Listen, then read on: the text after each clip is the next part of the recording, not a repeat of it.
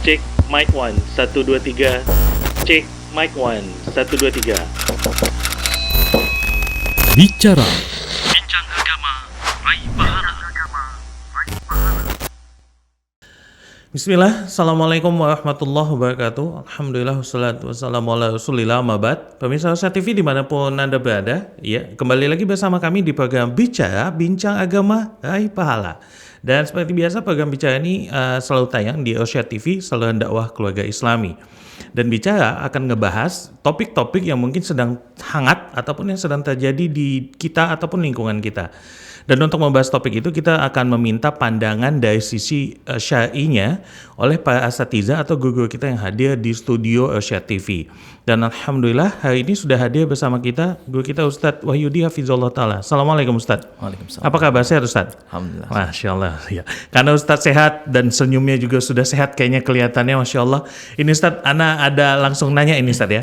Jadi begini Ustadz, awal-awal pandemi kemarin Ustadz, Ana sempat mendengar azan yang berbeda, yang mengajak untuk salah satu redaksi azan itu adalah mengajak untuk sholat di rumah, yang fi buyutikum gitu Ustadz ya. Nah, kemarin-kemarin ini Ana melihat lagi ada video azan yang redaksinya juga ditambah gitu. Maksudnya beda dari redaksi azan-azan yang sudah baku sebelumnya gitu. Pertanyaan Ana Ustadz, sebetulnya boleh nggak sih Ustadz kita merubah atau menambah redaksi atau kalimat-kalimat yang ada pada panggilan untuk azan ini? Kalaupun boleh, ini disebabkan apa sehingga boleh diubah ataupun ditambah? Dan kalaupun ternyata tidak boleh, ancaman yang seperti apa yang takutnya atau dikhawatirkan bakal jatuh kepada orang yang menambah ini Ustadz? Mungkin Ustadz bisa menjelaskan sedikit kepada kami sehingga insya Allah ini bisa kami amalkan. Tafadhol Ustadz. Baik. Bismillahirrahmanirrahim.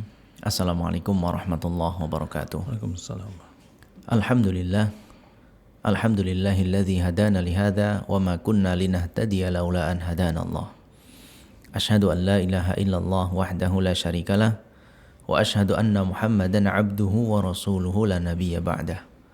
Allahumma salli wa sallim ala nabiyyina Muhammad wa ala alihi wa sahbihi wa man sara ala nahjihi ila yaumil qiyamah.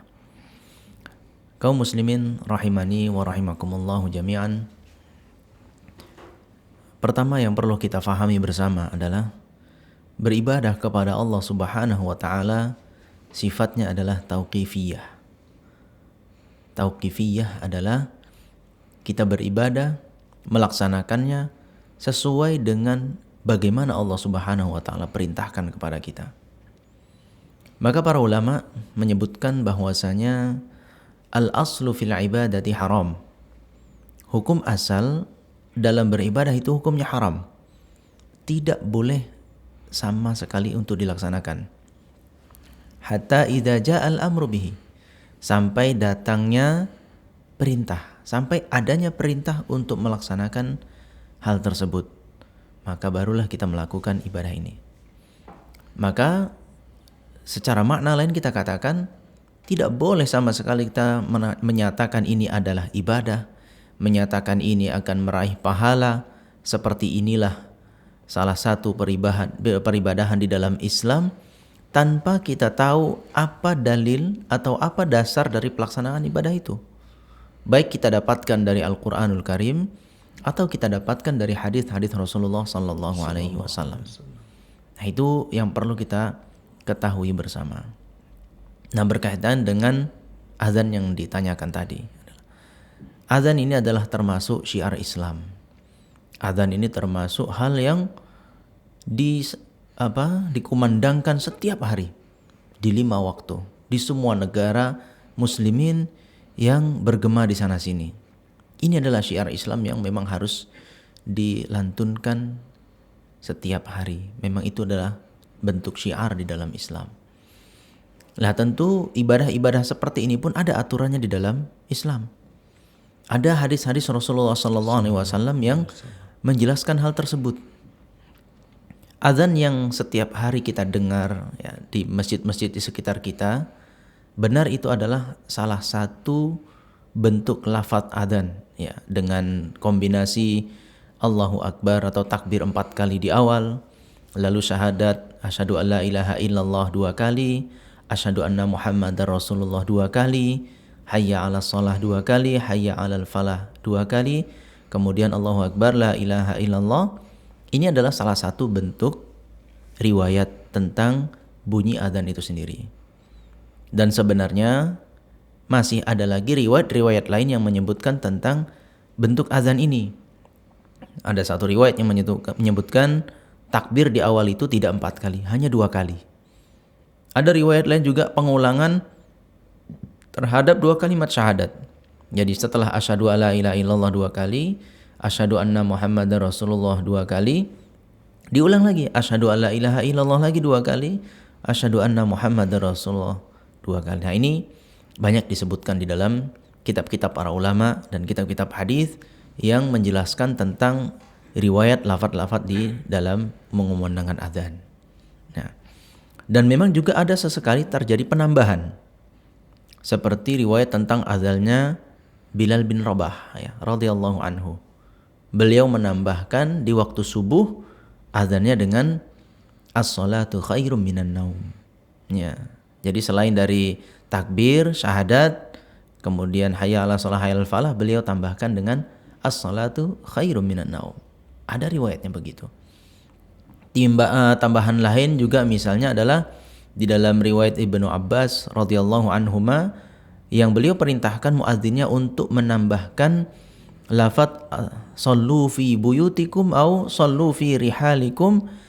Ini jika terjadi hujan yang menyulitkan orang untuk datang ke masjid, maka beliau perintahkan seperti itu. Ya, di awal memang ada sebagian sahabat yang bingung kok ada tambahan seperti ini. Lalu Ibnu Abbas radhiyallahu anhu menjelaskan ini juga diperintahkan oleh Nabi sallallahu alaihi wasallam. Nah, artinya kaum muslimin rahimani wa rahimakumullah jami'an. Azan ini adalah bagian dari agama kita. Bagian dari ibadah yang kita lakukan. Maka ketika kita berharap pahala di sana, kita menganggap inilah syariat Islam, benar-benar harus kita pastikan ada sumbernya dari Allah Subhanahu wa taala. Apakah terdapat di dalam Al-Qur'an ataukah terdapat di dalam hadis Rasulullah sallallahu alaihi wasallam. Dan resikonya jika kita melakukan ibadah, jika melaksanakan sesuatu amalan yang kita anggap ini adalah amalan di dalam Islam, kita anggap ini adalah peribadahan kepada Allah Ta'ala, kita anggap kita akan dapat pahala dari Allah Ta'ala dengan melakukan itu, sementara tidak pernah dicontohkan oleh Rasulullah SAW. Sementara utusan Allah Ta'ala pun tak pernah mengajarkan kita untuk beribadah, melaksanakannya seperti itu, maka amalan ini akan menjadi sia-sia. Beliau sallallahu alaihi wasallam bersabda dalam hadis yang dikeluarkan oleh Imam Muslim, "Man 'amila 'amalan laisa 'alaihi amruna fahuwa raddun." Siapa yang mengamalkan sesuatu di mana amalan tersebut, ya, cara ibadah tersebut tidak ada di dalam perkara kami, tidak pernah kami perintahkan, tidak pernah kami contohkan, maka amalan itu tertolak. Amalan itu tertolak, akan menjadi sia-sia belaka. Dan kita juga mungkin pernah mendengar tentang cerita dari Rasulullah SAW, adanya seseorang yang ketika menghadap Allah Ta'ala membawa pahala solatnya, pahala saumnya, dan pahala-pahala ibadah yang lainnya yang ia lihat seolah-olah ibadahnya ini sudah seperti gunung Uhud. Besar sekali, banyak sekali. Namun ternyata ketika ditimbang di mizan, tidak ada bobotnya sama sekali. Tidak ada bobotnya sama sekali. Tidak diterima oleh Allah Subhanahu wa taala. Dan salah satu faktornya adalah karena amalan itu tidak sesuai dengan ajaran Rasulullah sallallahu alaihi wasallam. Maka kaum muslimin rahimani wa rahimakumullah jami'an, jangan kemudian bermudah-mudah ya. Apakah itu karena dengan bahasa Arab atau karena semangat yang luar biasa atau keinginan, lalu tidak didasari dengan ilmu. Lihat Imam Bukhari saja, seorang imam yang sangat dikagumi dalam periwayatan hadisnya, beliau membuka kitabnya di awal-awal itu dengan bab al-ilmu qabla al-qawli wal amal. Berilmu sebelum berbicara dan mengamalkan ibadah di dalam agama ini. Maka perlu bagi kita untuk menilik dulu. Apakah ini ibadah? Lihat dulu. Apakah ada perintahnya dari Allah Ta'ala di dalam Al-Quran? Ataukah pernah Rasulullah SAW mengajarkannya kepada kita? Jika tidak, maka jangan pernah lakukan. Karena itu hanya akan menjadi ibadah yang sia-sia atau bahkan akan menjerumuskan pelakunya di dalam kesesatan. Demikian, mudah-mudahan bermanfaat. Aku qouli hadza wa astaghfirullah li wa lakum innahu huwal ghafurur rahim. Masya Allah, jazakallah ya Ustadz. Jadi sangat berbahaya sekali resikonya Ustadz ya. Selain sia-sia juga kemungkinan besar malah bisa menghapus amalannya itu di mizan nanti Ustadz ya. Baik Ustadz, jazakallah ya Ustadz. Baik pemirsa Nasihat TV dimanapun Anda berada, dengan demikian sudah seluruh rangkaian acara bicara kali ini, Bincang Agama Raih Pahala. Kami seluruh kru yang bertugas pamit undur diri. Kita tutup dengan doa kafaratul majlis. Subhanakallahumma bihamdik, syahadu an la ilaha illa anta, astaghfiruka wa atubu ilaik. Assalamualaikum warahmatullahi wabarakatuh.